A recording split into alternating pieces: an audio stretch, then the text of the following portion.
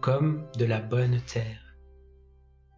La disposition de la créature, dit Jésus, est comme la terre qui s'abandonne au fermier, qui s'abandonne à tout ce qu'il veut, le laissant travailler, sarcler et labourer, pour couvrir et protéger les graines qu'il y dépose. De la même façon, si notre être suprême trouve la disposition, nous accomplissons le travail. Nous la préparons, nous participons avec elle et avec nos mains créatrices, nous préparons la place de nos cadeaux et réalisons nos plus belles œuvres.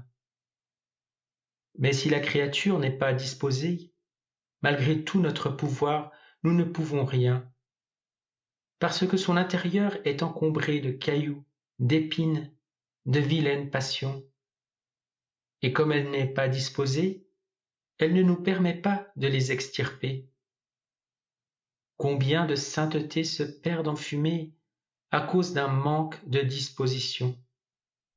De plus, si elle n'est pas disposée, elle ne s'adapte pas à la vie dans notre divine volonté. Au contraire, il semble que cette vie ne soit tout simplement pas pour elle.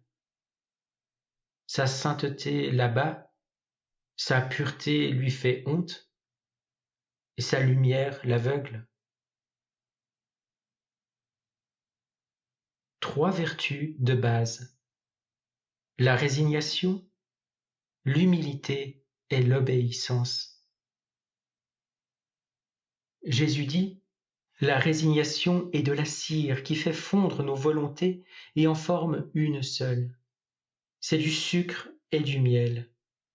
Toutefois, dès qu'il y a résistance à ma volonté, la cire se sépare, le sucre devient amer et le miel tourne en poison. Maintenant, il ne suffit pas d'être résigné, mais l'âme doit être convaincue que le plus grand bien pour elle et la meilleure manière de me glorifier est toujours d'exécuter ma volonté. Ici, il y a nécessité de la signature de l'humilité. De fait, l'humilité produit cette connaissance. Mais qui ennoblit ces 2 vertus? Qui les fortifie, les rend persévérantes? Qui les enchaîne ensemble de telle façon qu'on ne puisse les séparer? Qui les couronne? C'est l'obéissance.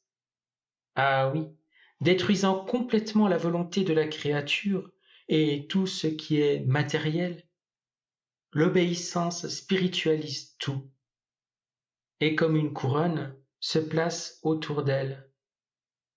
La résignation et l'humilité, sans l'obéissance, sont sujettes à l'instabilité, mais avec l'obéissance, elles seront fixes et stables. 7 conseils pratiques pour renoncer à sa volonté au profit de la sienne. 1. Reconnaître son propre néant. Jésus compare la volonté humaine à un verre d'eau vide qu'il veut emplir de sa divine volonté. Dans la majorité des cas, les âmes choisies sont des âmes petites et inconnues. C'est à nous que Dieu offre ce don inestimable. 2. Importance de l'intériorité. La vie dans la divine volonté est une forme cachée de sainteté. Ça se passe entre l'âme et Dieu. 3. Une période de transition est nécessaire dans le passage de sa volonté à celle de Dieu. Petit à petit, Dieu enlève les intérêts humains pour que nos intérêts soient ceux du royaume. En lui, c'est une monnaie qui augmente à chaque instant. 4. Ne te perds pas dans tes misères et ton abjection. Laisse de côté les dépouilles humaines. Ne pense pas à toi avec intérêt, sinon tu mets en fuite la vie divine. 5. Choisis le divin. Prends tout ce qui est de Jésus. Tu le désires et Jésus fait tout le travail. 6. Sois fidèle et attentif comme si tout dépendait de toi. ascèse continuelle afin de mourir à sa volonté humaine en évitant d'être distrait, invoquer continuellement la divine volonté dans tous ses actes. 7. Sois totalement abandonné et en paix, comme si tout dépendait de Dieu.